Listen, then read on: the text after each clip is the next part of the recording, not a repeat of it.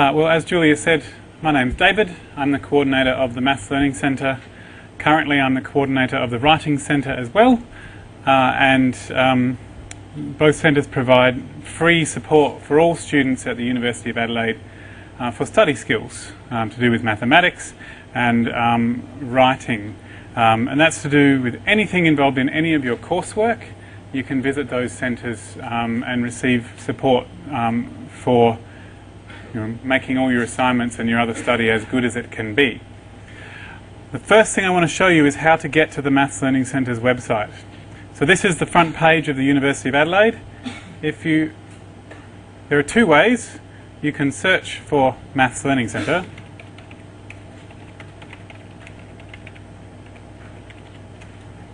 and it will be the top link on the list, or you could hover over students and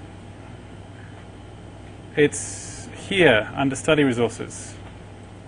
So either way, you'll find yourself at the Maths Learning Centre's website, and you'll get to see a video of us and what we do and various other things.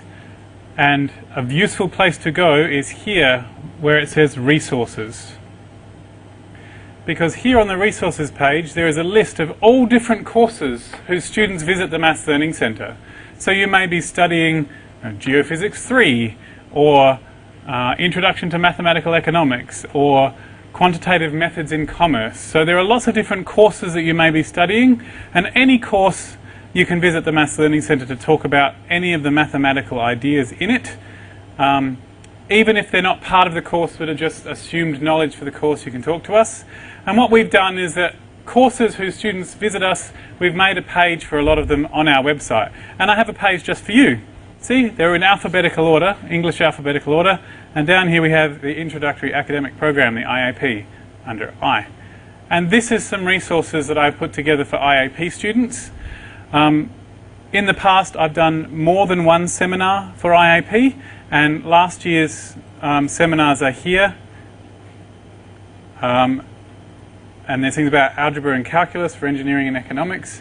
So there's various resources that you may be able to use in order to find out more about assumed knowledge in, say, engineering and economics. But statistics is what we're talking about today. And you'll see there's a whole lot of links. This is last year's video. By tomorrow it will be this year's video, and it'll be a video recording of this screen and my voice. And these are all the handouts that I gave you just there. And importantly, one of the things that is different between the handouts you have and the handouts here is that in the activities, the handouts online have the answers. So you can check your answers there. Okay. So, there you go. That's the website. So that's where you'll find it. I will give Julia a link to this to put into the My Uni course so that you can go there direct as well. But this is the seminar itself.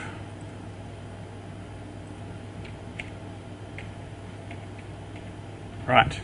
And I've called it The Right Questions About Statistics, which is some information you need to know to figure out what stats you need. And you will find that many students will shorten statistics to stats, just like we shorten mathematics to maths. So stats is short for statistics. Okay, so here we go. The purpose of statistics is to answer questions using data. But the question has to be specific and the data has to be specific. I should say, actually, if you talk to a statistician, so a professional mathematician who studies statistics, they will say that statistics is actually a way of coping with variation. So it helps us to find descriptions and explanations for how things vary using the information from data. But what it really means is that you can use it to answer questions in situations where things do vary. So if you do research on people, people are not always the same. They vary. One person is different to another person. The same person is different tomorrow than they were today. So that variation makes it difficult. If everybody was always the same, then we would only have to measure one person and we would know everything. And so that's why we need statistics, to cope with variation. But it's good enough for us to say that it's about answering questions using data. There are some research questions that statistics cannot answer, and they're usually the general questions, such as how do people feel generally, or what is it like to be in a particular location, or what is it like to study in a particular area or go to a particular place. Those sorts of questions. There's a whole research methodology called qualitative research, which is designed to answer those questions. Statistics can only answer very specific questions, and often it only answers yes or no questions, questions with two possible answers.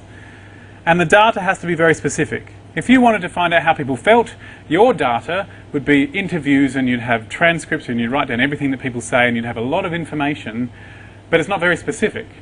Whereas for statistics, you would need to give a questionnaire and ask people yes or no questions, or questions with a scale of 1 to 7. So statistics needs specific data to work on specific questions. That's just a very important point.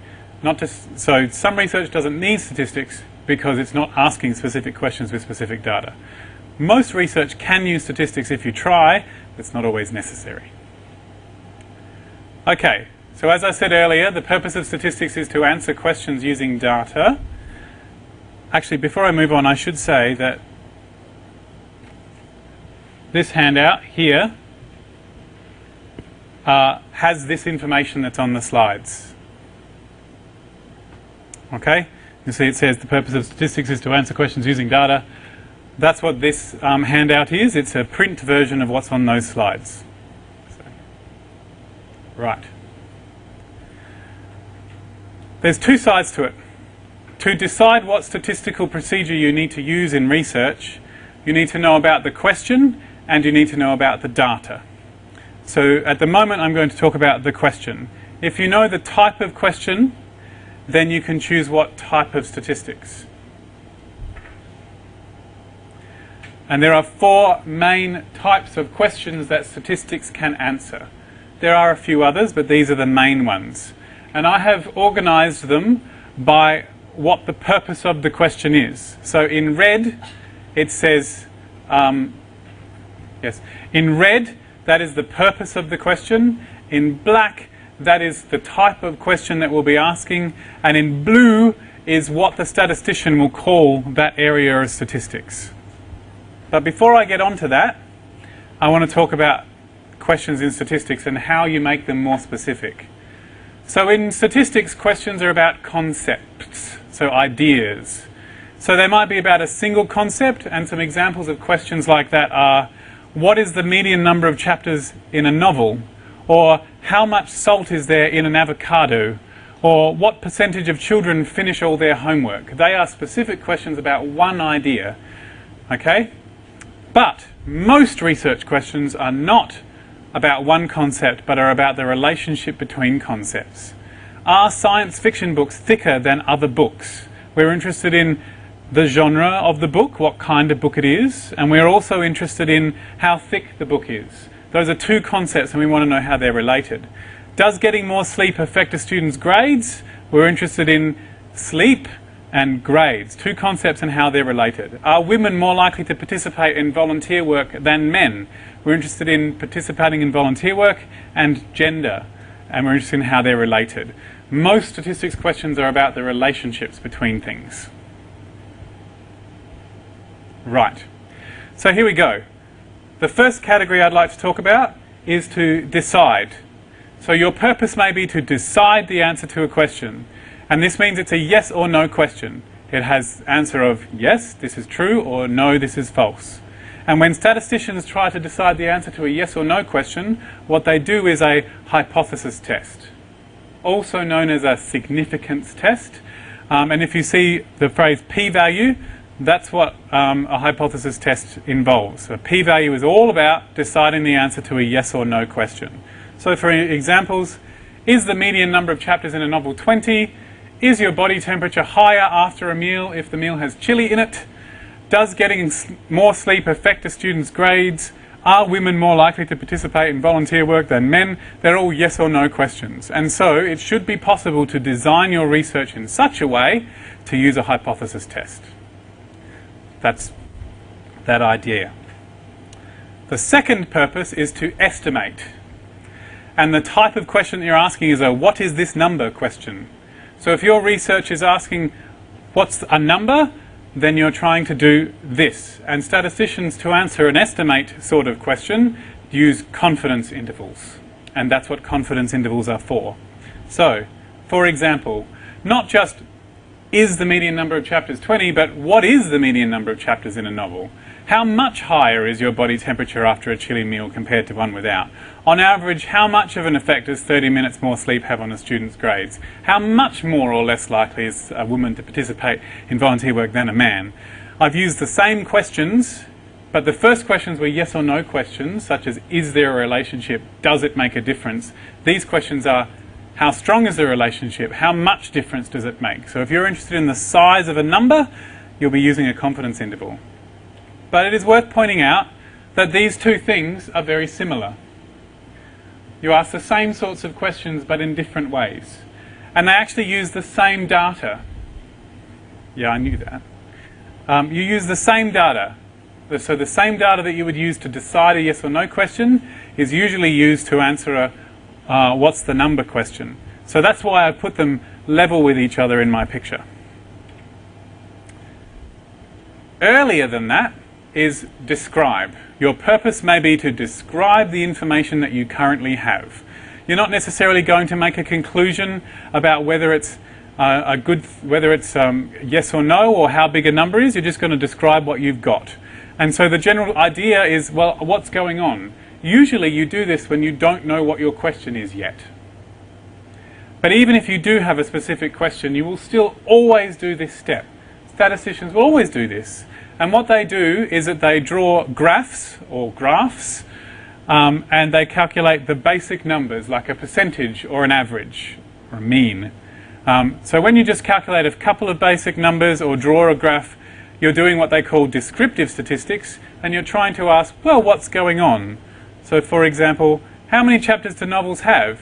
I'm not specifically interested in one particular number. I want to know what all the possible options are. And for that, I can't really know that, but I can at least attempt to describe the information I have. I'll only read one of the other ones. What sorts of things might be related to whether a person does volunteer work? That's a really general question. So descriptive statistics is statistics' attempt to answer general questions. Whoop, sorry. Right. And the last category is the purpose might be to predict or explain. I couldn't think of one word that covers both of them. Predicting is about the future and explaining is about the present, but they're both doing the same thing. You're trying to use information to figure out why something is happening now or what might happen in the future, but they're the same idea. So in statistics, the kind of question you would ask there is, what's the formula? You're trying to figure out these pieces of information. If I use them in a formula, can I calculate this result? So how exactly are these things related to each other? Not just are they related, but what formula relates them? So just as some examples, how can I explain a person's body temperature after a meal using the temperature before and the chili content of the meal? I can imagine someone wanting to know that. How can I calculate a student's grade based on their number of hours of sleep during semester? It might not be a very precise calculation. Presumably other things are related to what your grade is. But I might be able to get a general idea. And how can I use a person's gender, age, income and religion to predict their chances of participating in volunteer work? Now that formula might look a little interesting. It'll have a whole lot of zeros and ones in it. But that is something that we can attempt to do. And when a statistician does that, they call it modelling. And the formula itself that they create, a statistician calls it the model. And regression is the word that statisticians use for the process by which they create the formula. They might call it linear regression or logistic regression or something else, but regression is the word they use for the process by which they make the formula. Now, in ordinary English, regression means going backwards. So, for example, you would say that a child has regressed when they used to be able to talk and now they can't. But that has pretty much nothing to do with how the process works. It's to do with a story about when it was first created. Regression was first used on a problem where it turned out that people's children were shorter than them, and so they talked about them regressing in height. So that's to do with the story of what regression was first used for. It doesn't really describe how the process works at all. That's just what it's called. So these are the 4 main types of questions. Now, normally if I had, 6 seminars with you, like I do with the medical students, I would do this activity here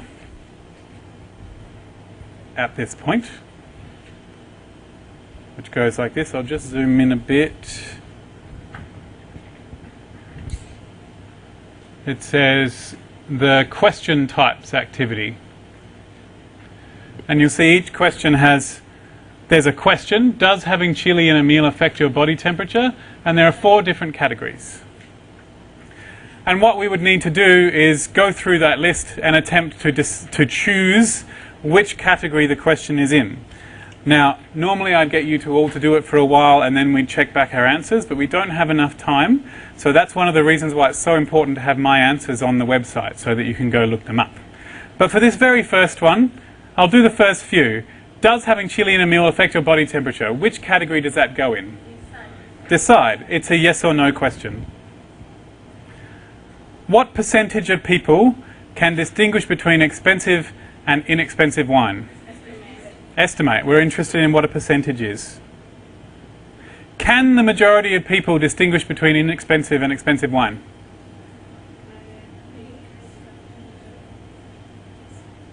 So we've got a whole lot of, we're getting a lot more decides. It's a yes or no question. I'm saying, is it a majority or is it not a majority? Okay, that's enough for the moment. You can have a look at them another day, because that's a very important skill to be able to tell what your question is. And one point that I want to make is that in the same research project you will have multiple different questions. So if you were interested in whether people could tell the difference between expensive and inexpensive wine, you will probably ask both of those questions during your research. You'll say, well, can the majority of people tell? And then say, well, what actually is the percentage? And you'll ask both. And in many research areas, you will have lots and lots of different questions. And that's very important to realize, because each question will have its own statistical procedure. So if your research has 5 different questions, you will do 5 different statistics processes, 1 for each question. So if you're doing a particular research, it's not true to say, well, hypothesis testing will answer your questions in this research. Well, no, your research will probably use hypothesis tests and confidence intervals and regression and graphs. So any proper research uses all of them, and you have to just split your research into lots of smaller questions to be able to choose what statistics goes with it. That's the point I want to make. All right, I'm going to go back to the built-in PC, and we'll continue from here. We've talked about the type of question. What I'm going to do is I'm going to specifically focus on decide questions, on yes or no questions, and think about what information you need to choose the statistical procedure that will help you answer the yes or no question. And this applies to all questions, what I'm going to say here, but it's specifically to hypothesis tests. So, we've talked about the question. Now we'll talk about the data. The question helps you choose what type of statistical procedure you'll need. The data will help you choose exactly which statistical method it is. So we need to know more about the data. So here are some questions that you need to know in order to use research data effectively. You need to know how this data is collected, and there are 3 questions there. How are the subjects chosen? Now, to a statistician, the word subject means whatever thing has had information recorded about it.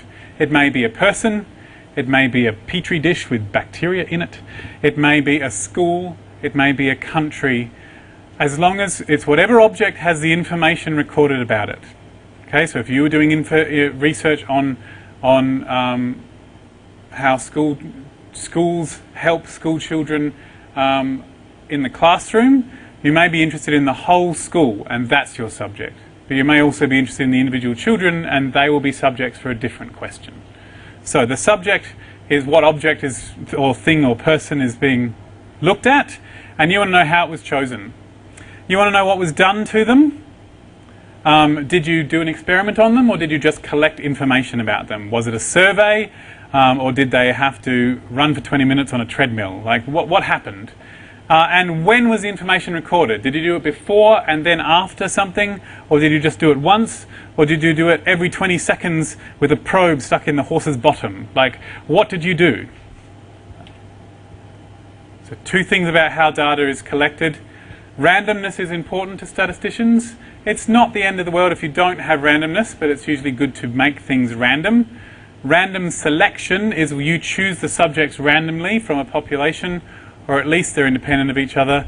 So rather than just picking the first people you come to. And random allocation is that once you've got your people or objects, you choose which subject gets which treatment randomly. So if you're going to give tell some people to taste an expensive wine and some other people to taste an inexpensive wine, you choose randomly who gets to do what. That's important. I'm not going to go into that in great detail right now. And there are 2 main types of data collecting processes. There is an observational study where the only thing you did to the subjects while you were watching them was record information about them. So a survey is an observational study. All you've done is collect data on the people. You haven't done anything to them except collect data on them. Whereas an experiment is that you made a choice at least once to do something that influenced the outcome. You might have made the choice randomly, but you chose at some point to do something that influenced the outcome. So perhaps you instructed the teachers in a school to teach in a certain way and in another school in a different way. Perhaps you asked some people to taste an inexpensive wine and other people to taste an expensive wine. Perhaps you gave some people a drug and other people another drug. You get to choose what happens to them. That's when it's an experiment. Observational study, you don't get a choice, you just watch them and see what happens. So they're important things, they're terminologies you may hear. The next category of things you need to know about data is how much data do you have? Do you have lots of things recorded per subject? Okay, if you're interested in predicting the chances of someone participating in volunteer work, you might record any number of things about them in a survey. You might have 50 questions, and then that's 50 pieces of information about each person. That will make a difference to how you do your statistics, rather than having only 2 things. If you have lots of subjects, in general, statisticians like you to have lots of subjects. You know, you want to have 50 rather than 5 people, or, if you're doing scientific research on bacteria in a petri dish, probably you can get away with 10. But the more variable things are, the more subjects you need. And is there any missing data? If you're doing a longitudinal study where you're following people over time, some people may disappear and you never know what happened to them. They might move to a different state or a different country and you don't know. So what sort of missing data is there? And people in surveys, sometimes they just don't fill out a question. And so that's missing data. It's not usually the end of the world if you have missing data, and there are different ways of dealing with it, but it's good to know that it's there.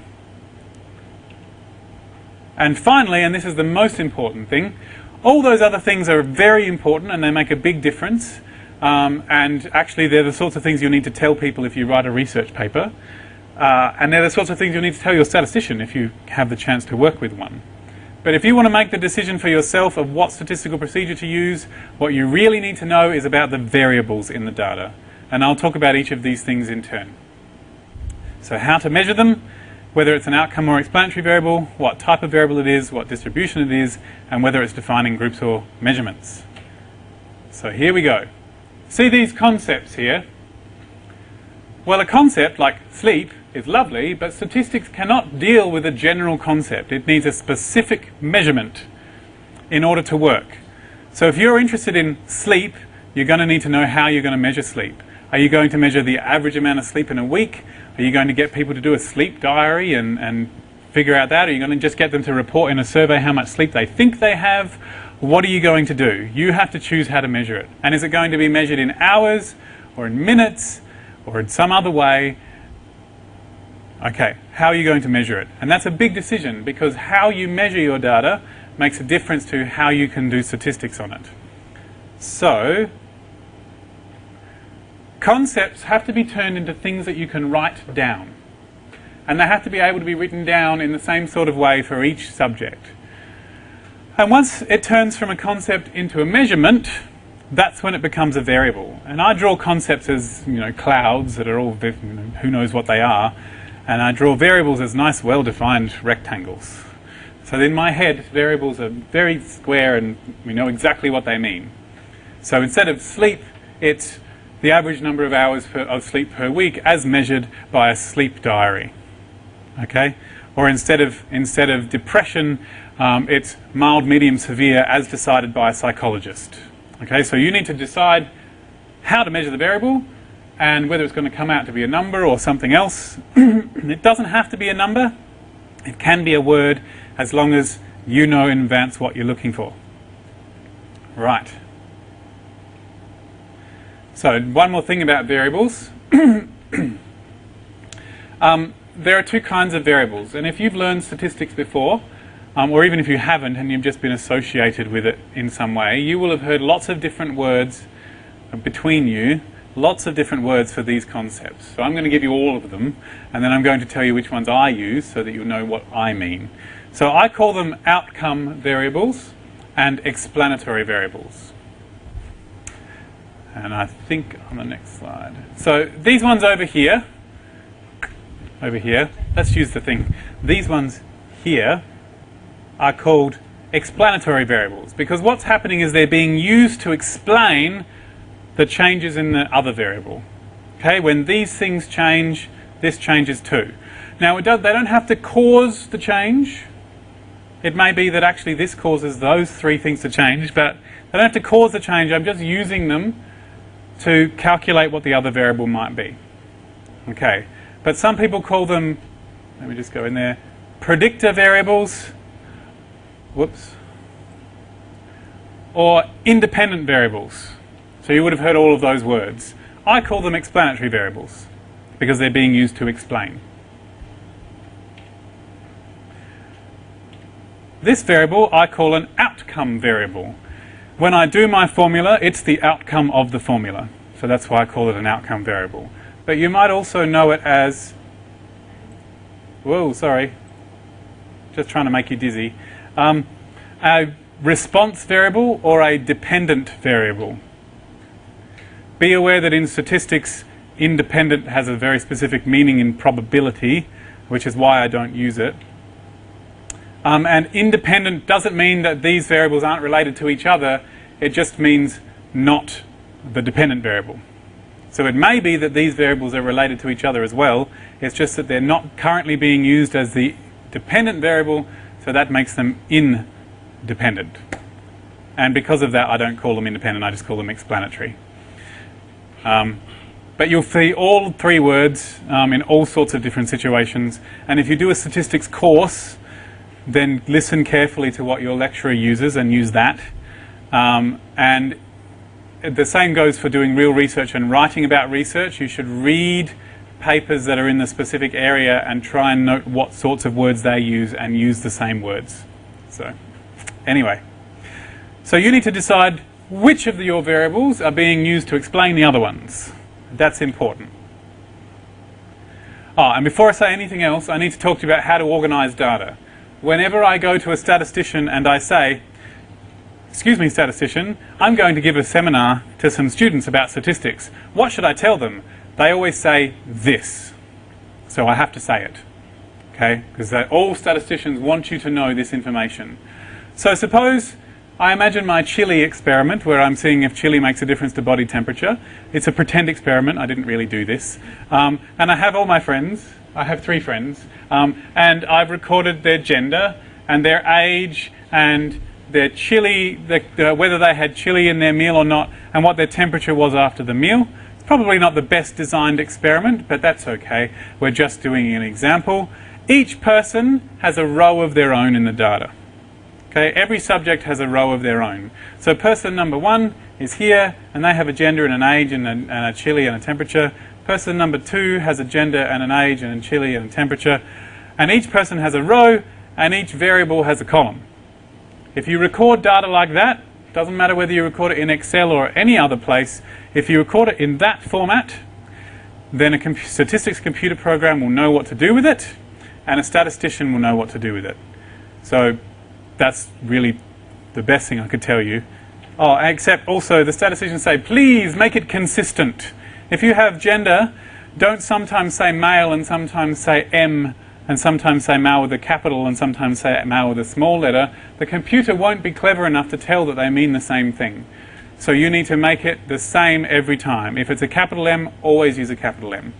So my best story of that is when I helped an ecologist, and she was collecting seagrass in the ocean, and she was doing it in different seasons of the year. She had summer, autumn, winter, spring, and spring was recorded as spring with a capital S, spring with a small s, spring with a space after it, spring with 2 spaces after it, and sping.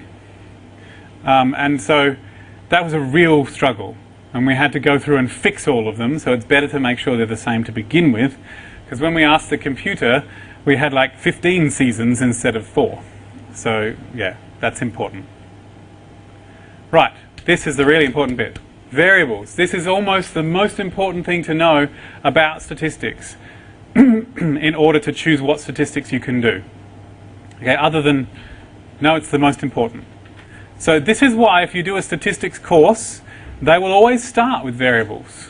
They will do it right at the beginning, and you won't know at all why it's related to anything. But the reason it's there is it's the most important thing that you can know to help you choose what statistics is possible. So here we have the 2 types of variables. There are what I call numerical variables, but they are also known as quantitative variables. Some people call them scale variables. Some people call them interval variables. All of those mean the same thing. It means that they are real numbers. And you can tell something really is a number because how far apart the numbers are means something. So I know, for example, that when I fill out a survey that says, you know, this statistics lecturer was the best one ever, and I fill out, it has a scale from 1 to 7, well, my 7 is not necessarily the same as your 7, and my 6 and my 5 are not necessarily the same distance apart from my 5 and my 4. So if I can't really say that strongly agree is exactly one more than agree. There's not really a proper distance between them. So if you think about it and say, if I subtract these numbers, is 1 apart the same everywhere? And the answer is often no for surveys. So, but if a distance of 1 means the same thing everywhere, then that's a numerical variable. It's a proper number.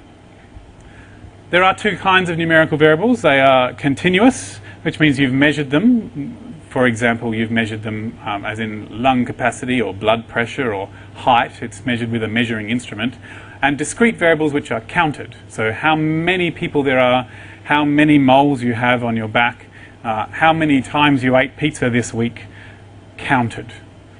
And you can really tell the difference between them actually is because with a discrete variable, there comes a point where there's nothing between 2 of the options. Okay, so if you can't have 1.5, then it's not a continuous variable. So if you can have 1 and you can have 2, but you can't have 1.5, it's probably discrete. Yes. But do you know the really cool thing is that for most statistical procedures, it makes not the slightest difference whether it's continuous or discrete. The issue is whether it's numerical or not. For a statistics exam, in a statistics course, they will probably ask you to decide between continuous and discrete. But for choosing what statistics you need to do in your real research, probably doesn't matter. Okay. The next stage is the other kind is a categorical variable, and some people call it a qualitative variable. Categorical means referring to categories, qualitative means referring to qualities. So I call it a categorical variable, and categorical variables are almost always words. Sometimes they are numbers, but you can tell if it's not really a number by the fact that how far apart they are doesn't have any meaning. So how well done your meat is a categorical variable. It comes in rare, medium, and well done. There you go. And categorical variables come in 2 flavors. Ordinal, which means it comes in an order, so more or less has meaning. T-shirt size is a good one, small, medium, large. They come in an order. Nominal means it's just names, more or less has no meaning. So eye colour, for example, whether someone has brown eyes or hazel eyes, there's no order to those, and one's not more or less than the other, they're just different. Gender, male and female, one's not more or less than the other, they're just different. So if things are just different and you can't decide whether they're more or less, that's a nominal variable. But again, it doesn't make any difference to the statistics. If it's a categorical variable or a numerical variable, that's the thing we're interested in. And I have an activity for that.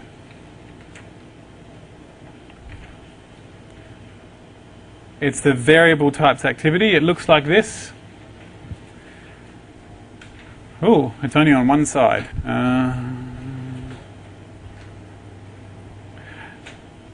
It looks like that. In the online version, they're in lovely colours, and the categorical is yellow and the numerical is blue. Not that the colours mean anything, but it helps me. So what we're going to do is I'm going to give you a little bit of time to choose for yourself what kind of variable these things are, because it's such an important thing. There are, of course, like 30 of them, or 27 of them. You might not get through them all, but that's good because it'll give you more practice. But start at the beginning and think about the types of things you would write down. So whether a person can distinguish between inexpensive versus expensive wine, what sorts of things would you write down in response to that? And then think about what type of variable it is. And I'm going to give you a couple of minutes. Please do talk to each other. It's not an alone sort of thing. Feel free to do it alone if you like, but talking to each other is also good.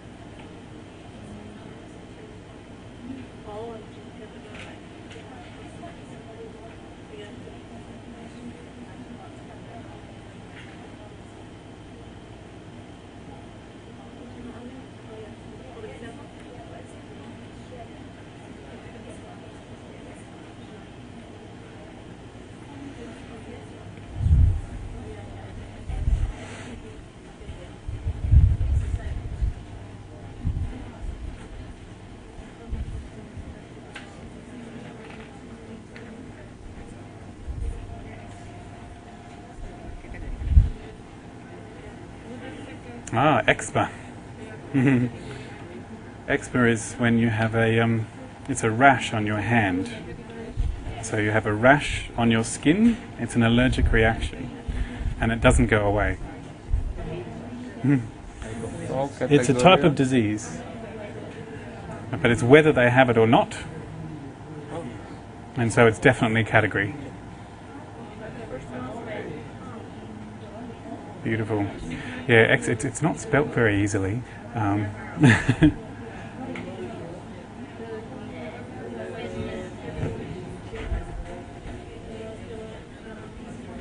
Oh, roaring along. Look at that. Nearly done on the first page.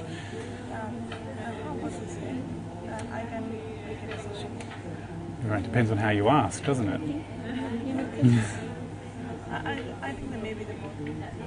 Well, it depends on how you ask. Because if you had asked them to, in a survey, to tick a box to say, I'm between 20 and 25, then it would be a categorical. But it could also be numerical if he just says, what is your age? Yeah. So, well, when it says whether more than 6 cups are drunk a day, if I said I'm actually asking you, do you drink more than 6 cups of coffee? Yes or no? So it's a category. Of course, it would be probably better to ask people how many cups do you drink, but if you have asked them, do you drink more than 6 or less than 6, then it's a category. So the point is about how you record the information changes what kind of variable it is. Well done. That's a very good thing to notice. What's the level? I reckon it would depend on how you measured it. Yeah. If you mean low, medium, high. It will That's be right. good. If no, 20%. Yeah, or it might be a score on a particular kind of test. So, yeah, so it could be either. It depends on how you measure it. But that's an important point, so good noticing. We have hair, but I think it is category. Well, we're counting how many hairs there are, so I reckon it's numerical, because it is a number. Yes. Lots of things can be either, depending on how you ask the question. So here, for example, with depression, it could be low, medium, high, which would be categorical, or it could be a score on some sort of depression test, which case it would be numerical. So sometimes it depends on how you ask. You're doing very well.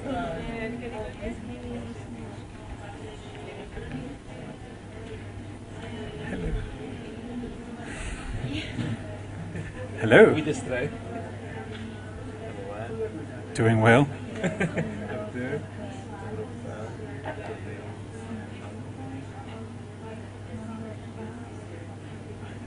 Looking good. Beautiful. I'll do the other side next time.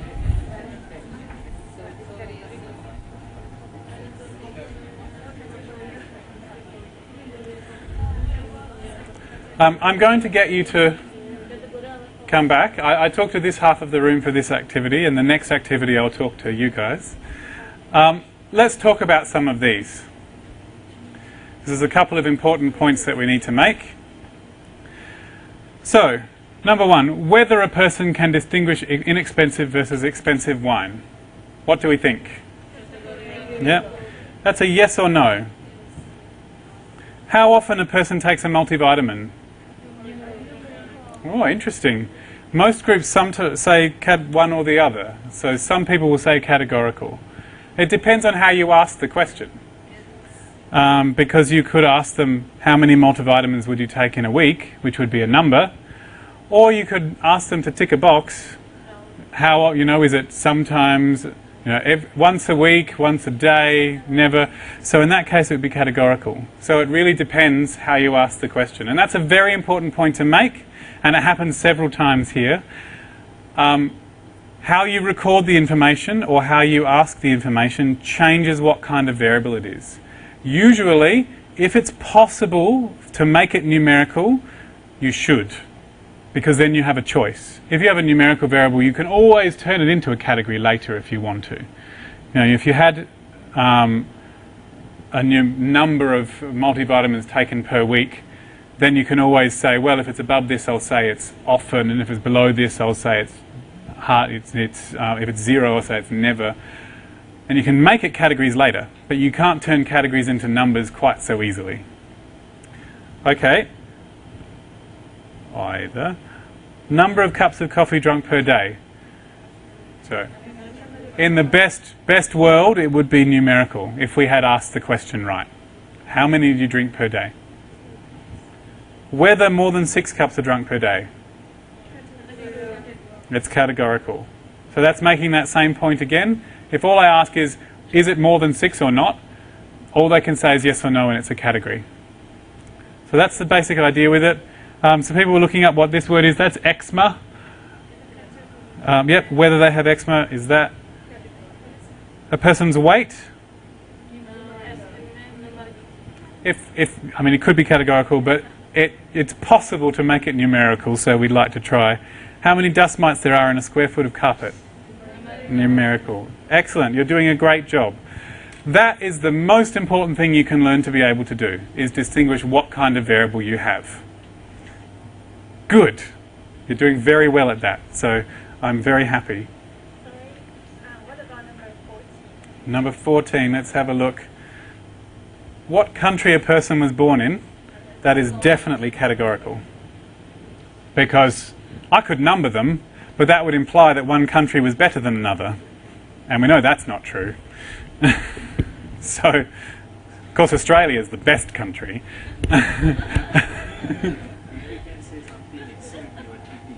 Sorry? If we can say something exactly what it is, it should be on the So the question was, if we can say exactly what it is that should be under numerical, what do you mean by that? No. Okay, so numerical isn't about being able to precisely specify something. It's about the sort of information that it is. So no matter how precisely we can specify where someone was born, it's still not a number, because we can't subtract Australia from New Zealand and get a difference between them. They're just words, so they're not numbers. So it's still categorical. Even if you give them numbers, they're still categories. So that's the idea behind it. But it's that distinction is often quite difficult, and some things are obviously categories, but some things not so obvious. So I can see where the problem can come. Yes. I mean, you could technically, I suppose, specify a longitude and latitude, and then it would be a number, but that depends on whether that's useful information. Because if you want to know what country they're born in, it could be because you want to know what political climate and culture they came from, rather than where they were on the Earth. So if you really were interested in how far away from the equator they lived in a literal distance, then it could be a number. But you need to know whether you're interested in that, I suppose. Okay. The next thing to know about your variables is their distribution. And this only counts for numerical data. So, distribution means how the possible values are spread out. So if you record a number, there's lots of different numbers it could be. Many possibilities for what number it could be. And those possible numbers, those possible numbers are spread out in some way. It may be very common to have a number near the middle. It may be very unlikely to have a number near the end. It may be just as likely to have one number compared to another. That's the distribution. So distribution in English means how things are given out. You distribute a newspaper, for example, or you have a distribution of koalas in the Australian bush, which is how many koalas live in every place. So it's the same idea. How many numbers of each kind are there? That's the distribution. And there are three different kinds of distribution that make an important difference to statistical procedures. There is approximately normal. The normal distribution has sort of this shape. It has most of the data in the middle and not much at the edge. And this height of this bump is how likely it is to be there. So it's much more likely to get a number in the middle than it is to get one at the edge. That height is a likelihood or a chance. So approximately normal distributions are good, and many statistical procedures are based on the assumption that things are normal.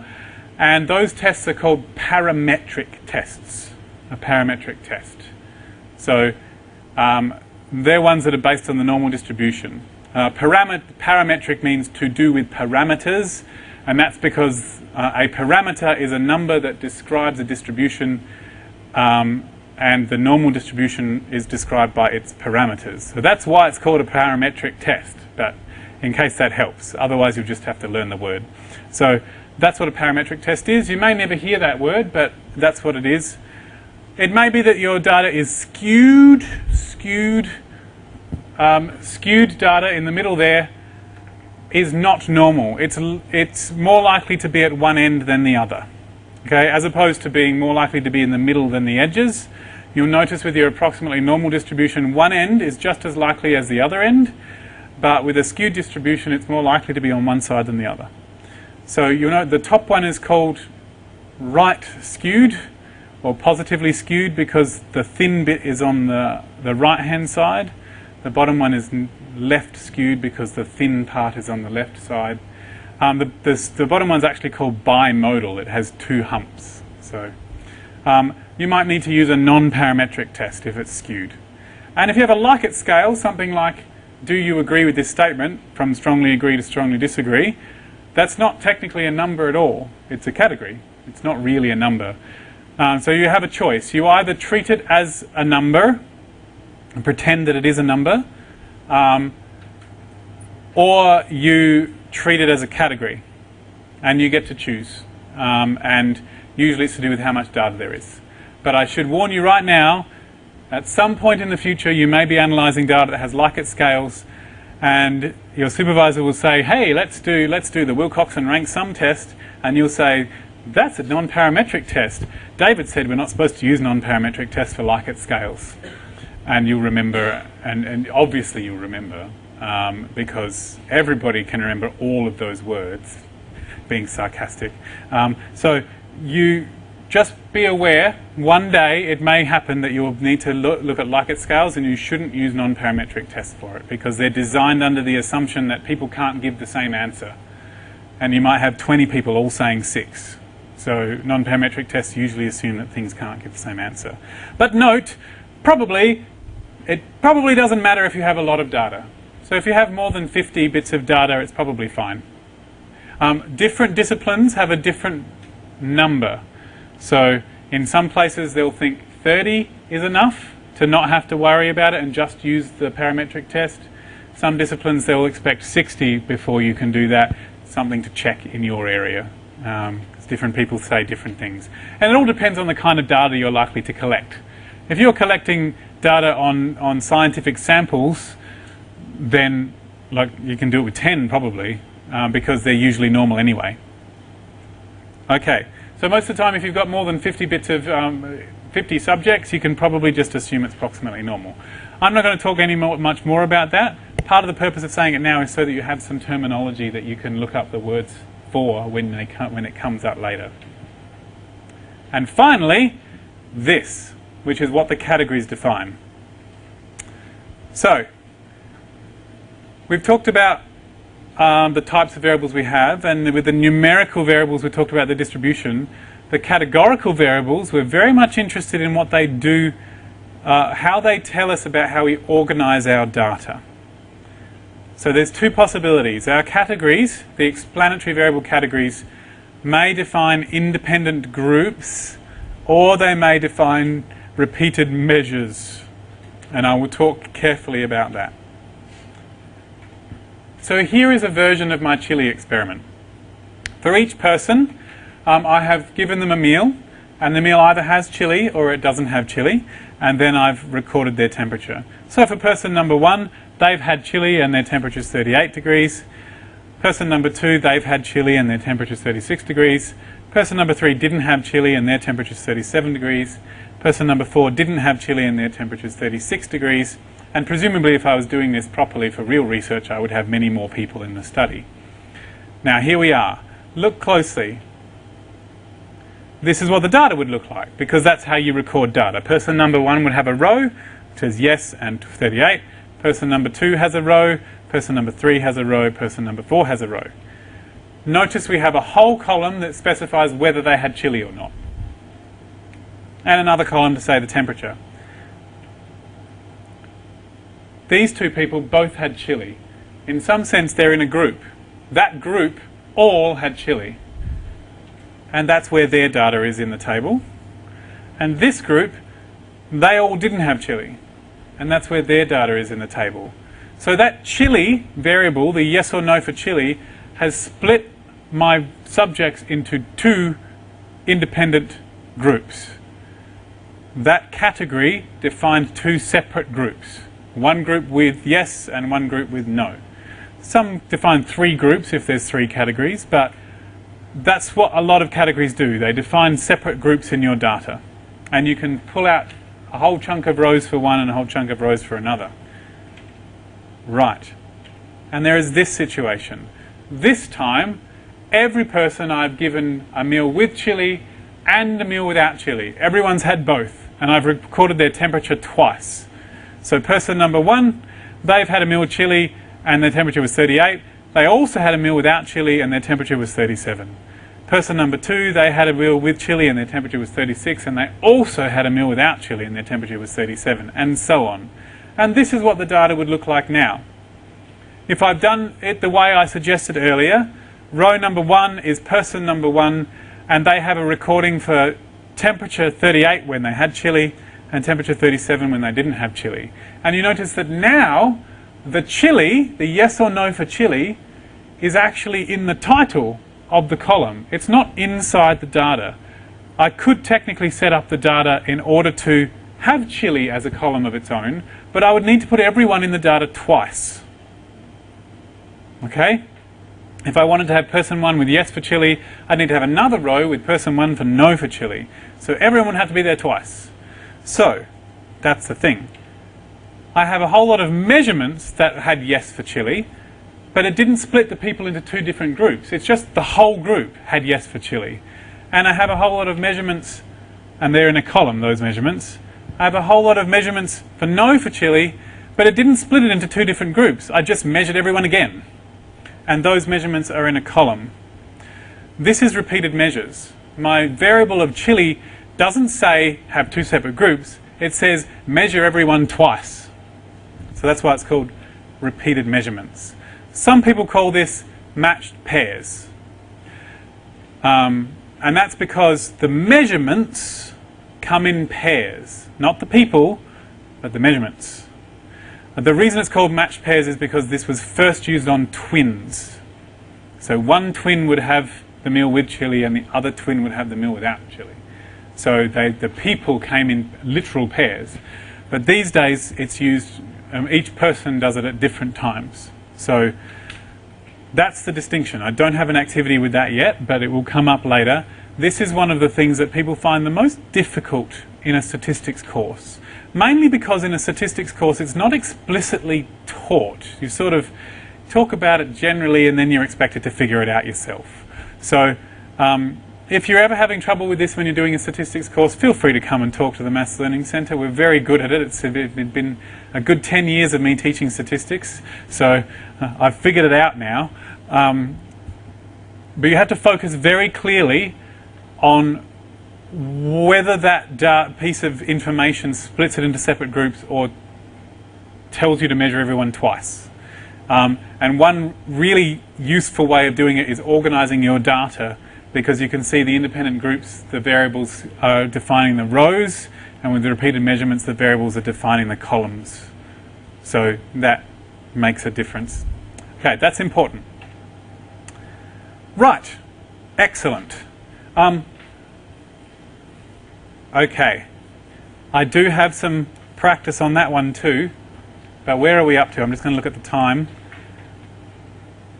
That time is not relevant. That clock doesn't work at all. It's 3 o'clock. We've got about half an hour to go. I think it's good for us to have a little rest for about 5 minutes. I am going to be working through this one. It looks like this in a minute, but I need to talk about that and give some examples in a second. But feel free to have a look at it and think about what we've been doing so far. And I'll be back in about 3 minutes after I've had a drink and gone to the toilet. You could do the same. I'll turn off my microphone though.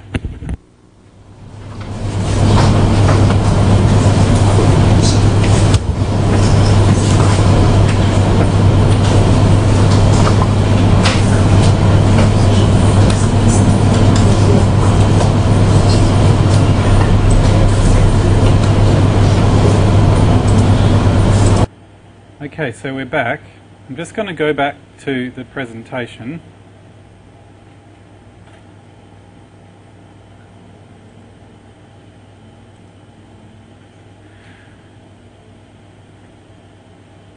So, in order to choose what statistical procedure or method we need to use for our situation, we know that we might use several, and there'll be a different one for each question and data combination.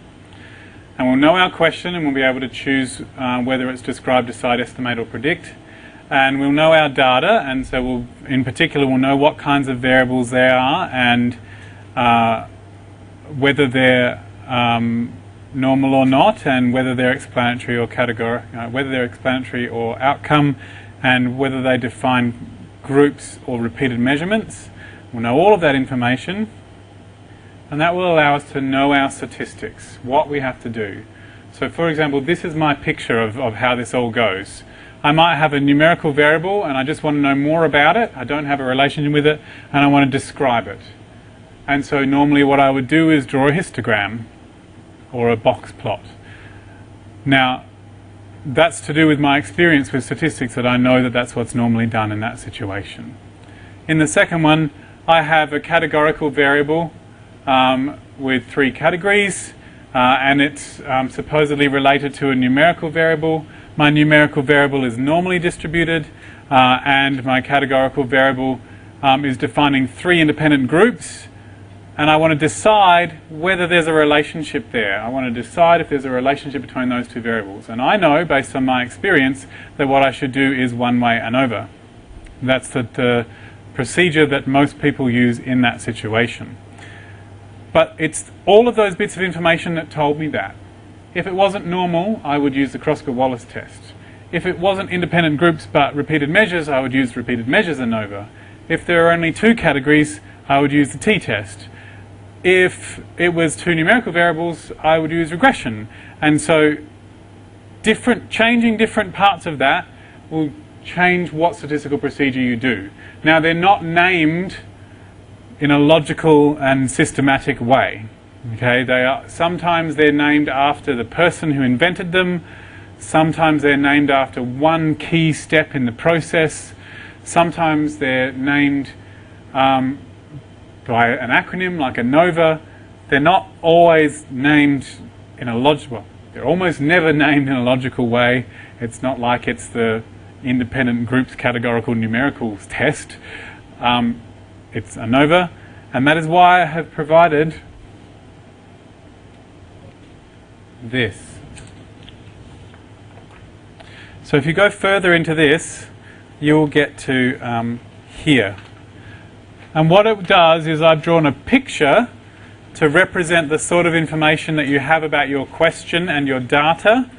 And I've said what sorts of statistical procedures go with those pictures.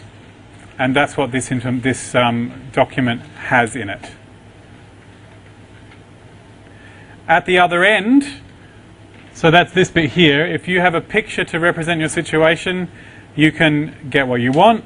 So for example, this situation here where I have 3 categories that are independent groups going to a numerical variable, and I look to decide, it says ANOVA. At the back it's the other way round. It says the unpaired t-test, and this tells you what sort of situation the unpaired t-test goes with. And it has ANOVA and what sort of information ANOVA goes with. So this is sort of the short version at the back here. This is the big version, which has everything I could think of. These ones here are the most common on these last 2 pages. They're the most common ones that people use. So they're the ones that if you're reading other people's research that uses statistics, they're the sorts of things that you'll find the most often. And they're the ones I'm going to talk about. So I'm going to show you my thought process in deciding what statistical method to use in different situations using this example here. And it's the same pretend Chile example, because if you've got an example you might as well use the same one. I wasn't creative enough to think of another one.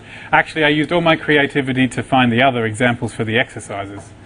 And actually I didn't, because I got all of those situations out of this body and soul section of the Sunday Mail newspaper. So everything that is, all the examples that have been used here, I read something in the body and soul, and then I said, that would be an interesting research question, and I turned it into a research question. So there had been real research on every single one of these ideas, not necessarily in the way that I presented it. They might not have used rabbits and they might not have done the experiment that I said, but the idea is there. The relationship that is being investigated here has been reported in the newspaper at least once. So I think that's interesting. But that's where I got it. I need to properly cite my sources, Body and Soul, Sunday Mail. You'll note that the Body and Soul in the Sunday Mail never gives any of its references, which is very bad form. I rang them and asked them, and they said, sorry, we don't keep that information. So, anyway. Now that's very fuzzy, isn't it? It is to me. Let's see if I can make it focus.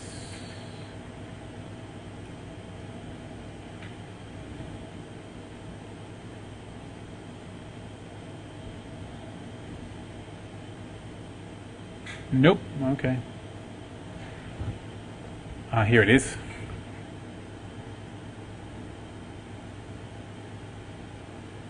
It's not going to make any difference, is it? Okay. Fuzzy it is. Maybe if I went...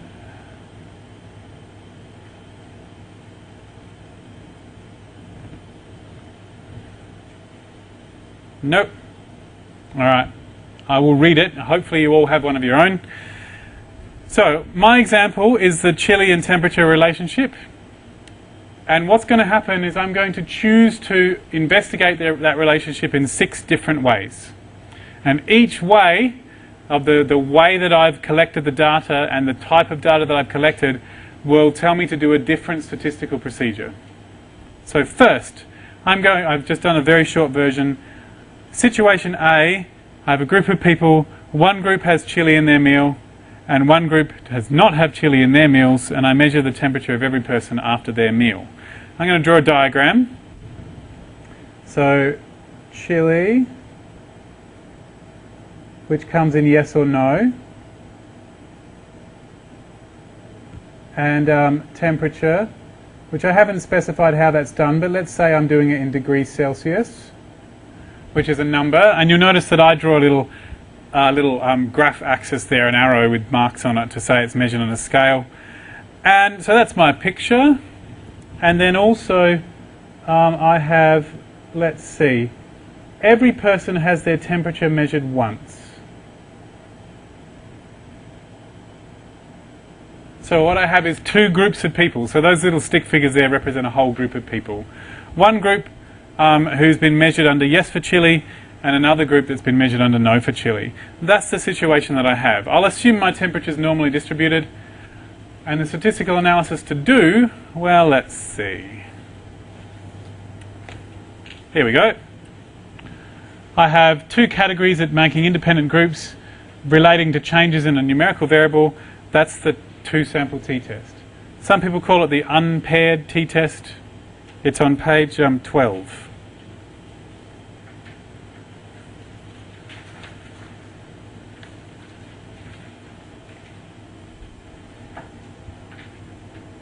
Told you it's in this is the short version at the end there, and that's what it's used for.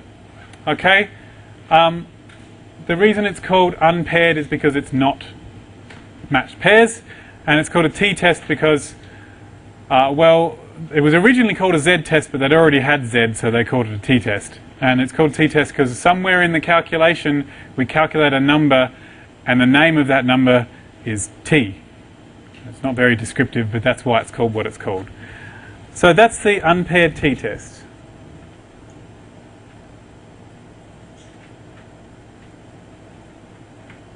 Okay? And you'll find the t-test is used very, very commonly in research. Well, let's try the next situation.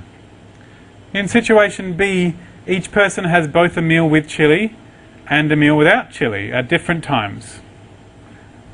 We measure the temperature after both meals. So we're still interested in the relationship between chili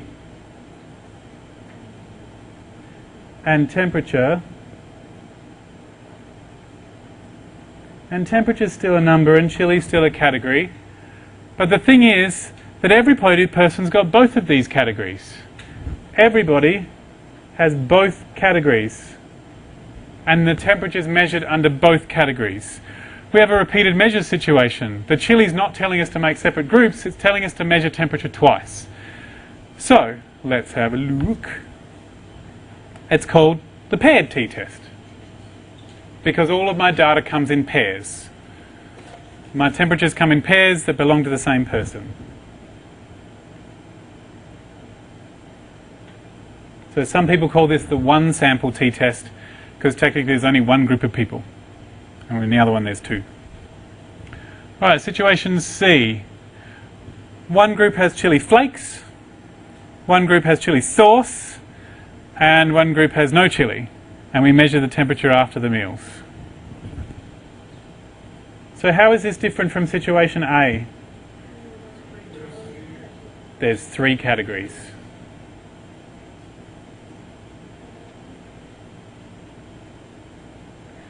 and it's still independent groups.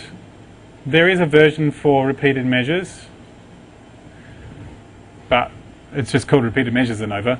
And so this is ANOVA, which is short for analysis of variance. So let me write that on there. Analysis of variance. That's badly written. You'll notice in here, oh no, I haven't written it there. I think it's in the long version.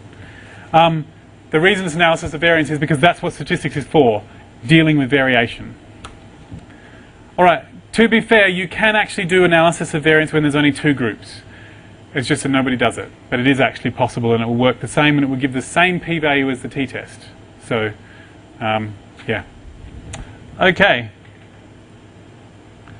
Only one paper I read last year, because I helped the medical students and they have to analyse a paper, and only one of the 50 or so papers used ANOVA for two groups. But it's not very common, but it's possible. Most people will say, why are you doing ANOVA? Shouldn't you do a t-test? So, situation D. Groups are given no grams, 0.5 grams, 1.1 gram and 1.5 grams of chili powder. Probably should do it as milligrams, because 1 whole gram of chili powder is probably going to kill you. But anyway, just making it up here. So groups are given 4 different weights of chili powder in their meals, and we measure the temperature after the meal. So, sorry? So what do we think? What was that? Yes, so we've got some people saying it's numbers versus numbers.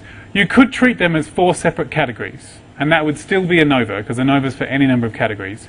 But since they are proper numbers, 1 gram and 0.5 grams is exactly 0.5 grams apart, and that means the same thing every time. Those really are proper numbers.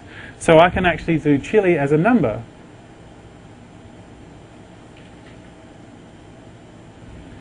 So I won't draw any little stick figures because they only apply for categorical variables. So chili is a number, temperature is a number. I would do some sort of regression. I don't know if it'll be linear regression or not. Linear regression is a specific kind of regression, but it will be some sort of regression. Regression is designed to find relationships between numerical variables. Technically, it's designed to find relationships between any variables, and if you ever one day go on and do very advanced level statistics courses, meaning that you've done a lot of statistics, they will eventually tell you that all statistics is really a regression. But for most of us who are using it on a day-to-day basis, it's much more helpful to tell people different names for the procedures, and rather than calling everything regression, because then no one knows what we're doing. So that's regression. Situation E. One group has chili in their meals and one group does not. Okay, we've seen that situation before. But we've got 2 separate groups. Excellent. Each person is asked if they feel hot or not. So I haven't measured their temperature as a number. I've asked them, do you feel hot or not?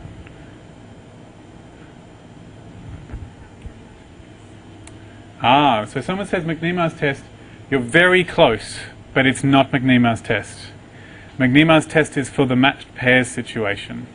This is a independent group situation. Yep. So you can use. So here's an important thing. I would use the chi-squared test. Here in Australia, it's called chi. I believe in Greek it's chi, but I know that in different languages they pronounce the names of the Greek letters in different ways, but here in Australia it's called chi. So the chi-squared test, that's what it's for. It doesn't matter how many categories there are with the chi-squared test. So you know that with t-test, with 2 it's a t-test and 3 it's ANOVA. Chi-squared test, always chi-squared.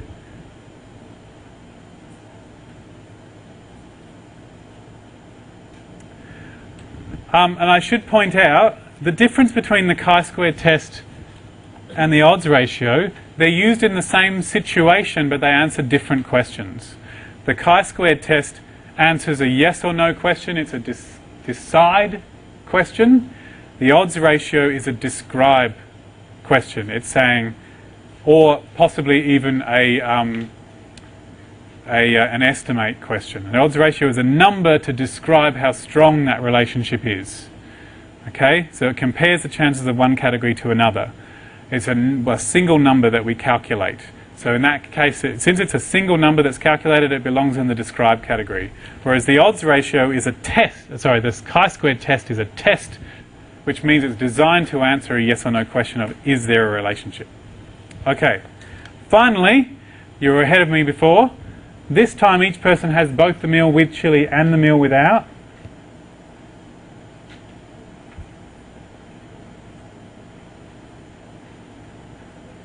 And the temperature is still hot or not, but this time it's a repeated measure situation. That's McNemar's test, which is named after the guy who invented it.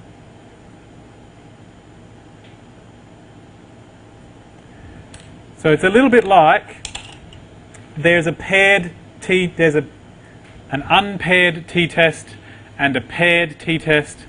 Well, there's an unpaired chi-squared test, which is just called the chi-squared test. And there's a paired chi-squared test, which is called McNemar's test. I wish we just called them the unpaired chi-squared test and the paired chi-squared test, but we don't. We call them the chi-squared test and the McNemar's test. So as I said, there is no system for naming statistical procedures. That's what they're called. They are the 6 most common statistical procedures that you will find anywhere. McNemar's test is the same situation as the chi-squared test, but with repeated measures. We have measured everybody twice. Yes?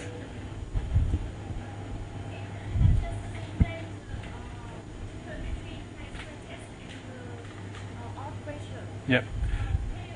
Take an kind of visual example for the odds ratio. I could possibly give an example of an odds ratio. First I'll try this. You might calculate an average. Not with this, but suppose I was in this situation where I had a temperature, and I could, for those who had chili, I could do an average temperature, a mean temperature. And for those without chili, I could do a mean temperature for those. Mean is another word for average. And so each group would have a mean temperature, and I could calculate the difference between those means. That calculation, that would be the difference between the means. And that would be a single number, which would describe how far apart the two groups were. That's what an odds ratio is, but for categories. So an odds ratio, what it will do is it will say, well, if you have chili, what are the odds of feeling hot? So maybe the odds are 1 to 10. Maybe you've got those odds. And it might say, if you don't have chili, what are the odds of calculating temperature?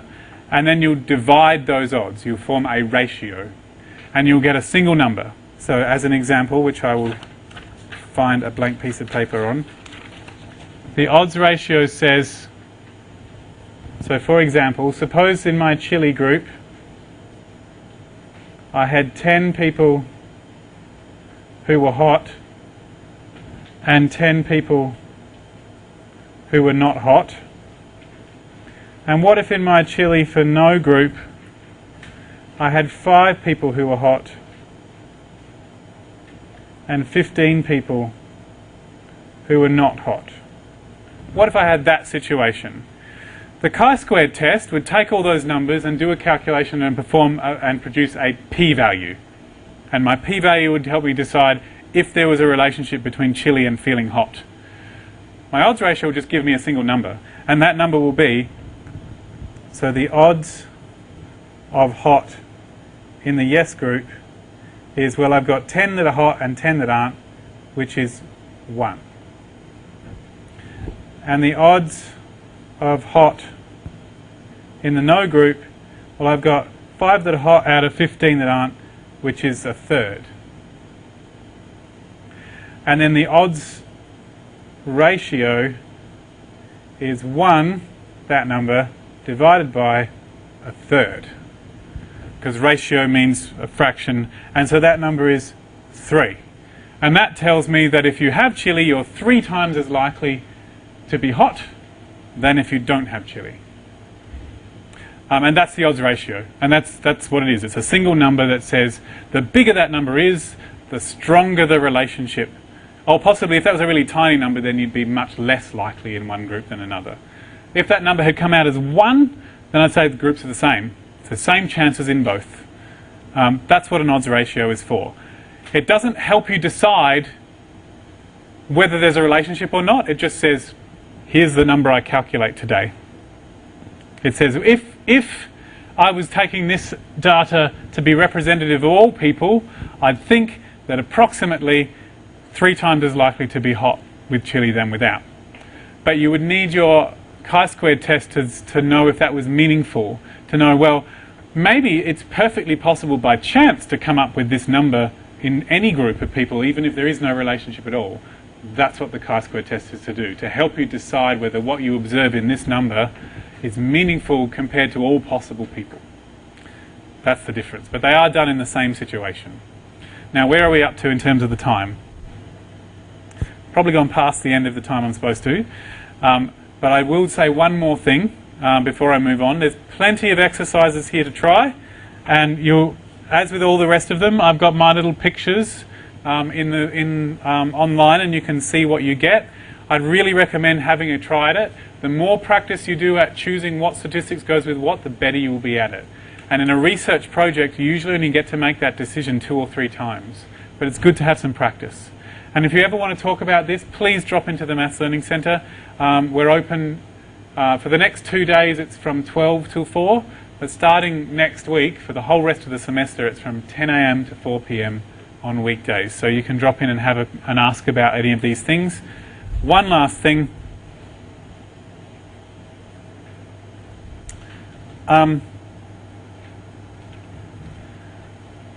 Just let me show you something.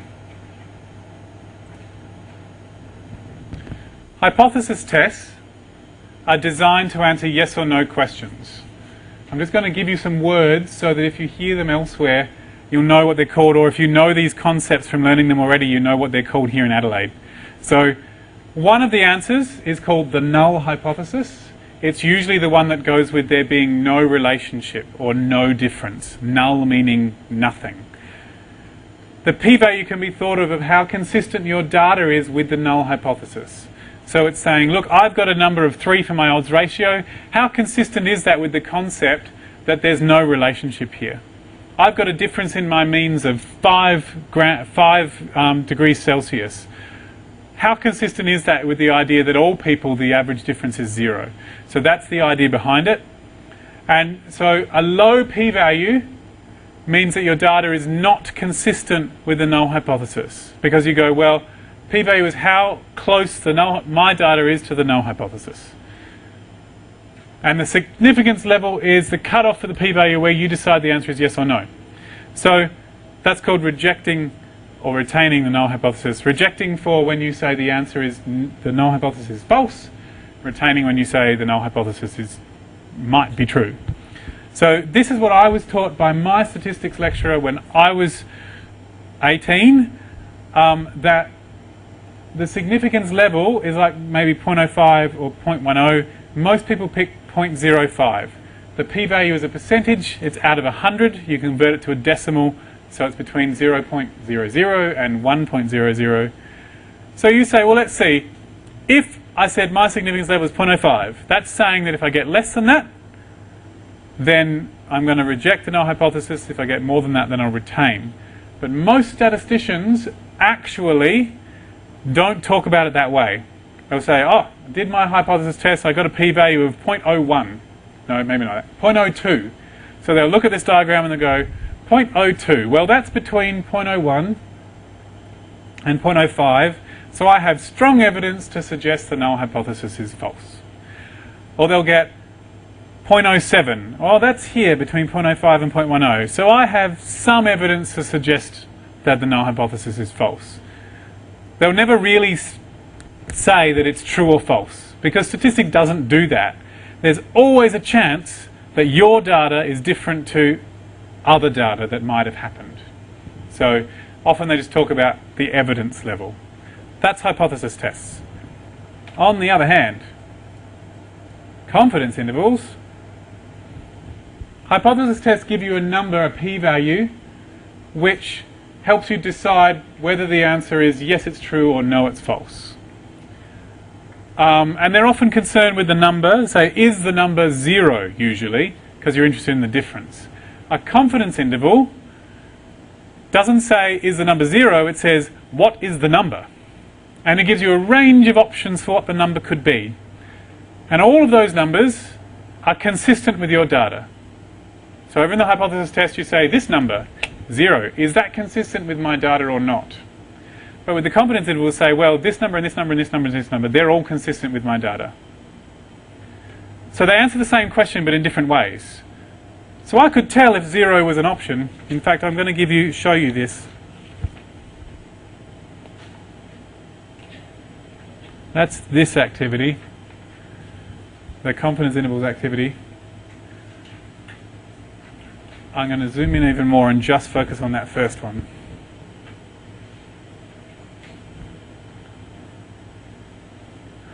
A 95% confidence interval for the mean difference in temperature after a meal with chili compared to one without is minus 0.2 degrees Celsius up to 0.3 degrees Celsius. This is how a statistician would write a confidence interval. They'll say two numbers, a low number and a high number, and put brackets around them and a comma in between, because that's how mathematicians write intervals. But lots of people will say the words from this number to this number. So I would say from minus 2, 0.2 degrees Celsius to 0.3 degrees Celsius. Okay, so which of these following numbers appear to be consistent with the data? Okay, 0 is good, that's somewhere between here and here. 0.15, yep, that's somewhere between here and here. 0.4, no, that's too big. Minus 0.15, that's not, and that is. So this number's too negative. It's on the far side of minus 0.2. This number's too big. And all the other numbers, they appear to be consistent with the data. That's what a confidence interval is for. And when I look closely, I'll say, look, 0 degrees Celsius is consistent. So it's perfectly possible that the mean difference is 0. So it's possible that there is no difference on average. And so I conclude actually there's not enough evidence to suggest that chili makes a difference to temperature on average. It might for some people, but on average not for all people. That's what a confidence interval is for, and that's how they're connected to hypothesis tests. If I did a t-test on this at a 5% level, it would come up with a p-value under 0.05 when I did 0, above 0.05, sorry.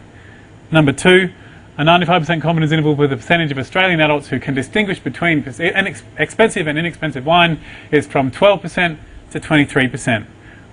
Which of the following numbers are true for the true percentage appear to be consistent with the data? 0, no. It's not between 12 and 13, 23. 10, no. No. Yes. No. No. Okay, the only one of these that's in that zone is 15. But of course, you know, so is 16 and 20 and 12.5. Every number between those is a perfectly reasonable thing to suggest about the population. So I've got between, my data was probably about 16%.